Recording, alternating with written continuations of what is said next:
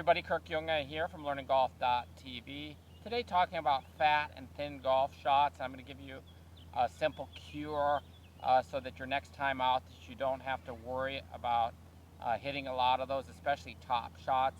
Are basically fairly easy to correct, but you need to have the right focus when you're playing a round of golf.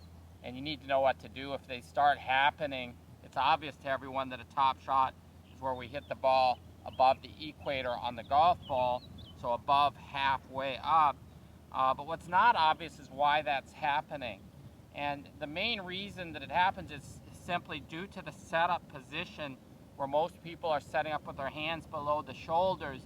It requires you to compensate because of the straightening that happens from setup to impact. So if you've seen some of my other videos, I talk about how the setup and impact are different for most players, especially tour players.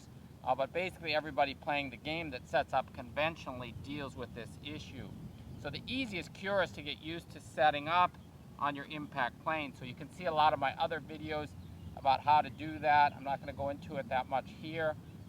There's also a free email subscription you can click here in this video, which will give you more information. And the first videos tell you how to get set up, basically to make great impact much easier for every golfer to attain. So regardless if you're setting up the way I teach or not, I can help you fix these shots. And it's just important to understand we need to learn how to swing the golf club so we can make consistent contact with the ground in the right spot. A lot of people who try to hit the ground end up hitting the ground too early, which is also not good. So actually fat shots and thin and topped are the same flaw in most cases, and that's simply that the club's coming in and it's releasing too early, so the low point in the swing happens before the club gets to the ball, and then when the club does get to the ball, if you don't hit the ground back here, the club is actually rising as it comes into impact. So what we need to learn to do is to move the club through with the grip leading the club head first, and as we do that, we need to learn then to strike the ground past the ball. So we're basically looking at starting the ground contact even with the ball and through, and our goal is to have a longer, more shallow divot. So the way that we attain a longer and more shallow divot, think of bacon strips as kind of what we're after, is to have the grip leading the club head going through and have the body rotating through towards the target. And that will give you a more shallow divot as opposed to what most people are doing, basically not using the body, and they come in too steep, and if they do make a divot, it's a steep divot. We're looking for a flat spot through impact where the club is staying fairly level to the ground. So what I would have you do is this. Once you're set up, if you set up as I teach, then you'll be set up on your impact plane.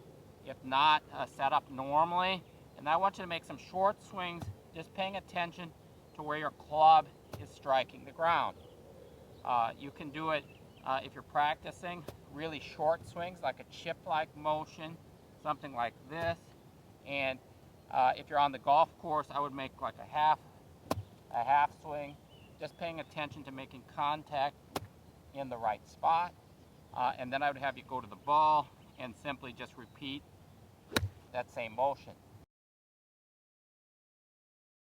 I wouldn't try to hit the ball as hard as you can. Basically slow it down a little bit until you get a feel for that proper contact starting at the ball and beyond. Do as many swings as you can. You can even practice that at home. And just keep it as simple as possible and focus on the club head making contact with the ground. Basically, the sole of the golf club needs to contact the ground. If you're practicing off a mat, try to notice exactly where you're hitting the mat and practice that. Instead of focusing on 1,000 other things, focus on what the club is doing and making good contact with the ground and the ball at the same time. So give it a try. Any questions or comments, post them in the box below. Again, sign up for my free email series also in the description or on my website at learninggolf.tv. I also have a complete learning program that's very easy to follow and takes you step by step through how to simplify your golf swing. There's also a school schedule and a lot of other information on the website that'll get you started on simplifying and improving your golf game. Thank you very much for watching. Please like this video and subscribe here on YouTube as well.